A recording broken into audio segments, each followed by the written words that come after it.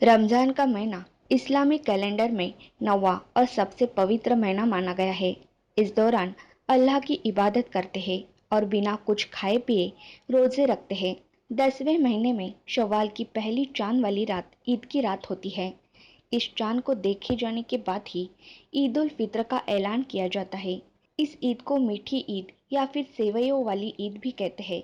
इस बार ईद का त्योहार भारत में 25 मई को मनाया जा रहा है। ईद का त्योहार भाईचारा को बढ़ावा देने वाला और बरकत के लिए दुआ मांगने वाला पर्व है। आइए जानते हैं ईद क्यों मनाई जाती है और इस त्योहार की शुरुआत कैसे हुई। कुरान के मुताबिक रमजान के पाक महीने में रोजे रखने के बाद अल्लाह एक दिन अपने बंदों को बख्शिश और इनाम देता है, इसलिए इस दिन को ईद कहते हैं। बख्शिश और इनाम के इस दिन को ईद उल फित्र कहा जाता है। मुसलमान ईद में खुदा का शुक्रिया अदा इसलिए भी करते हैं कि उन्होंने महीना भर के उपवास रखने की ताकत दी। ईद पर एक खास रकम गरीबों और ज़रूरतमंदों के लिए निकाली जाती है। नमाज के बाद परिवार में सभी लोगों का फितरा दिया जाता है, जिसमें 2 किलो चीज़ दी जाती है जो प्रतिदिन खाने की हो। रमज़ान महीने में रोज़े रखने को फ़र्ज करार दिया गया है। ऐसा इसलिए ताकि इंसान को भूख प्यास का एहसास हो सके और वह लालच से दूर होकर सही राह पर चले। रमज़ान के दिन कई तरह के पकवान बनते हैं और मीठी सेवइयाँ एक दूसरे को खिलाते हैं। परिवार और दोस्तों को तोहफा भी देते हैं। इस वर्ष कोरोना महामारी के कारण सभी मुस्लिम बांधव अपने अपने घरों में ईद का त्योहार मनाने का आह्वान किया गया है।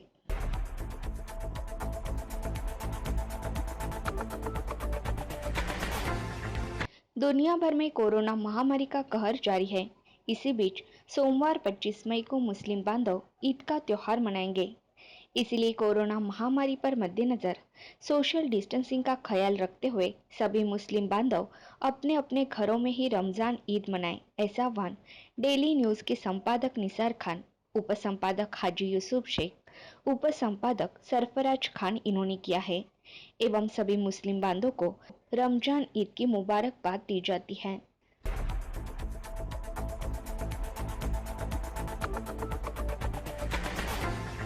भाजपा नेता गुलाबराव करंजुले पाटिल इनकी ओर से सभी मुस्लिम बांधवों को रमजान ईद की ढेर सारी मुबारकबाद दी जाती है।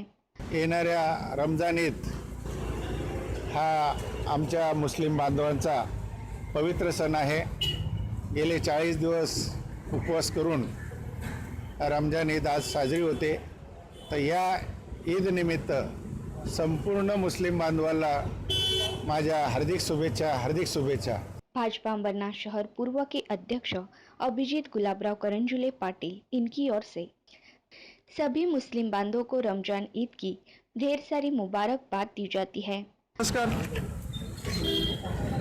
ईदच्या या पावन सणानिमित्त मी फक्त मुस्लिम बांधवच नाही तर प्रत्येक हिंदू, सिख, ईसाई सर्वच बांधवांना ईदचे खूप खूप शुभेच्छा देतो।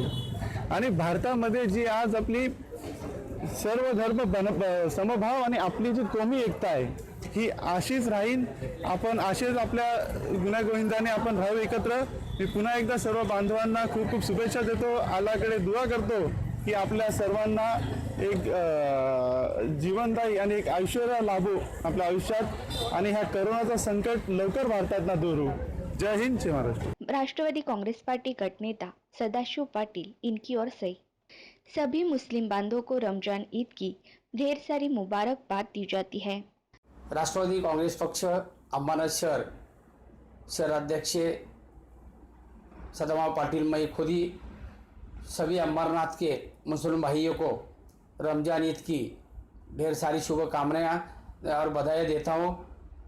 नगर सेवक सुनील सोनी इनकी ओर से सभी मुस्लिम बांधवों को रमजान ईद की ढेर सारी मुबारकबाद दी जाती है।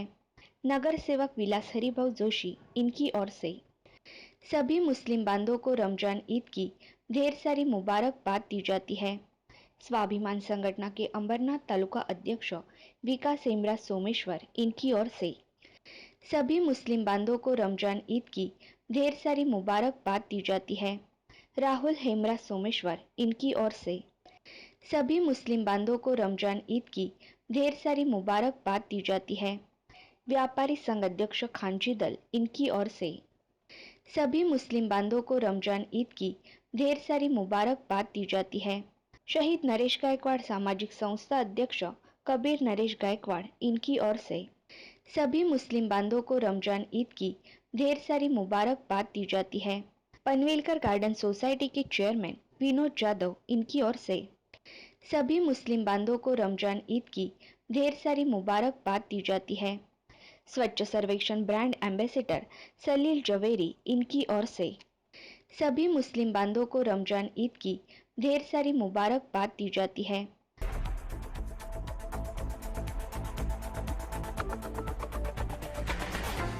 मुस्लिम जमात अंबरनाथ के अध्यक्ष हाजी सलीम चौधरी और ट्रस्टियान की ओर से सभी मुस्लिम बांधवों को रमजान ईद की मुबारकबाद दी जाती है। इसके साथ ही मुस्लिम बांधवों से आह्वान किया जाता है कि वे अपने घरों में ही ईद की नमाज अदा करें, कोई भी मस्जिदों में ना आए।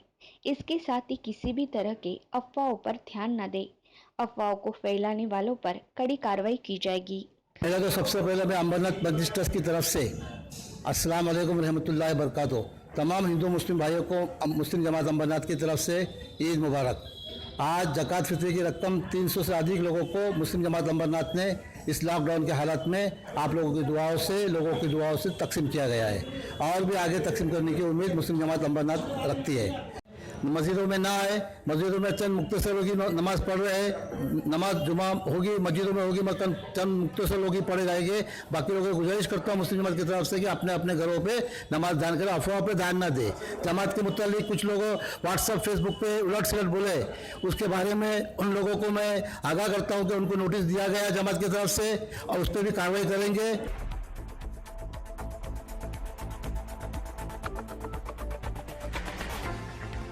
अंबरनाथ शहर में शुक्रवार को 6 नए कोरोना मरीज मिलने से शहर में अब कोरोना मरीजों की संख्या 54 हो गई है, जिनमें से सामान्य नागरिकों में भी कोरोना का फैलाव होने से शहर में अब यह गंभीर चिंता का विषय बना हुआ है। खास बात तो यह है कि 6 नए कोरोना मरीजों में से 5 मरीज सर्वसामान्य नागरिक है।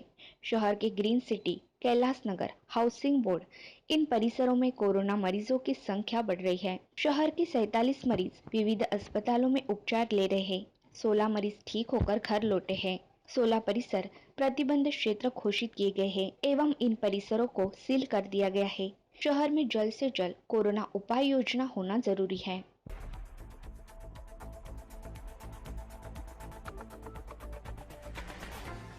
अंबरनाथ शहर के पॉजिटिव मंच के माध्यम से सलील जवेरी द्वारा सलील सोशल मीडिया मास्टरी के लिए बिल्कुल मुफ्त 6 दिन का ई सर्टिफिकेट क्रैश कोर्स की शुरुआत की गई है।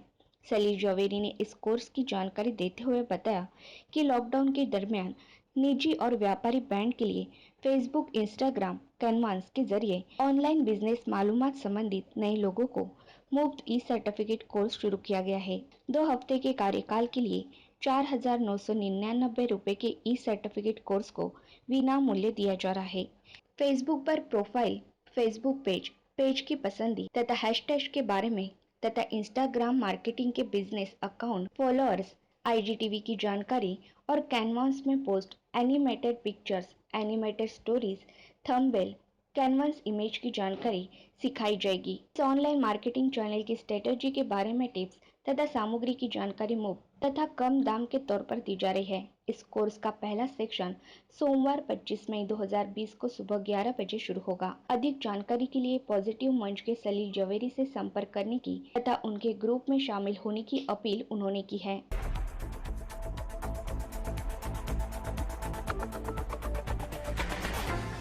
ठाणे जिला के मुरबाड तालुका के शेलगांव में सलील जवेरी ब्यूरो रिटोर्स की ओर से 5th season NA plot project और रिसोर्ट का विकास की शुरुआत होने जा रही है। प्रमोटर सलील जवेरी ने इस प्रोजेक्ट संबंधी जानकारी देते हुए बताया कि मुरबाड तालुका के ग्रीन जोन होने से यहाँ के एनए प्लॉट की कीमत दिन ब दिन बढ़ रही है। इस प्रोजेक्ट संबंधित उन्होंने बताया कि यह प्रोजेक्ट मुख्य जिला सड़क पर शुरू होने जा रहा है। मुरबाड के शेलगांव प्रोजेक्ट की दूरी कल्याण अंबरनाथ से 70 किलोमीटर और बदलापुर शहर से 66 किलोमीटर है। 1.5 किलोमीटर पर बैंक ऑफ महाराष्ट्र की शिरोशी शाखा है तथा 20 किलोमीटर पर राज्य सरकार संचालित अस्पताल है। 20 मीटर की दूरी पर नदी तथा ब्लैक वाटर डैम है। नजदीकी दौर में कल्याण मुरबाड रेलवे सेवा शुरू होने जा रही है। मार्शेस घाट में दुनिया का पहला 25 मीटर लंबा अंतर्राष्ट्रीय स्तर का ग्लास वॉकवे बनाए जाने की योजना होने पर यह स्थल अंतर्राष्ट्रीय टूरिस्ट स्पॉट के नाम से 2 या 3 साल में मशहूर होगा। इस प्रोजेक्ट के पास गौशाला के जरिए रोजाना ताज़ा दूध मिलेगा तथा बैलगाड़ी की सुविधा भी उपलब्ध होगी। इस प्रोजेक्ट में 27 हेक्टेयर फीट के प्लॉट तथा इसमें 400 स्क्वायर फीट के बंगले की कीमत 24 लाख के दरमियान रखी गई है। टूरिस्ट स्पॉट की वजह से बंगले के मालिक के हफ्ते भर के शनिचर इतवार के 2 दिन में कम से कम 20,000 पर महीना कमाई हो सकती है। इस प्रोजेक्ट का FSI अंबरनाथ बदलापुर की 1.00 की तुलना में 1.31 है। अधिक जानकारी के लिए सलील जवेरी से मोबाइल नंबर 9049885123 पर संपर्क करने की अपील उन्होंने की है।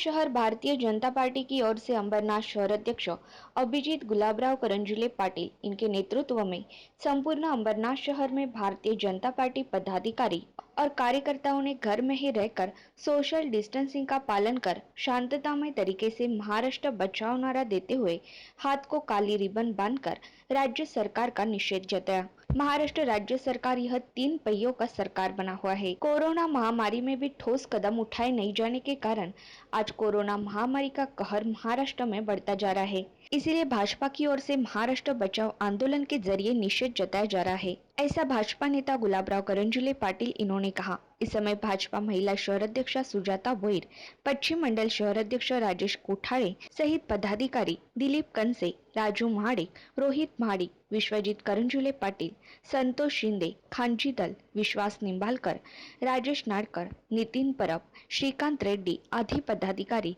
एवं सैकड़ों की संख्या में कार्यकर्ता अंबरनाथ शहर पूर्व B cabin road Bharatiya Janata party जनसंपर्क कार्यालय के सामने राज्य सरकार का निषेध जताते हुए दिखाई दिए।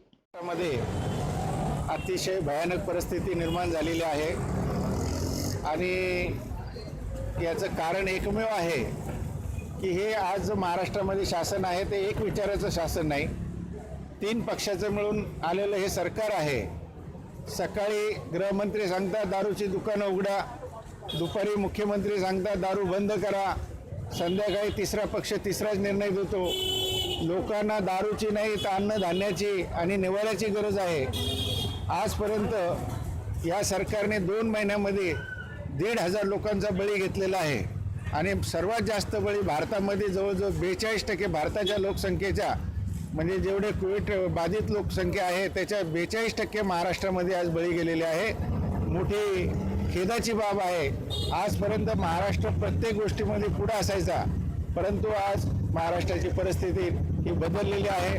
हे 3 पायाचं सरकार हे या सगळ्या कारणाला जबाबदार आहे।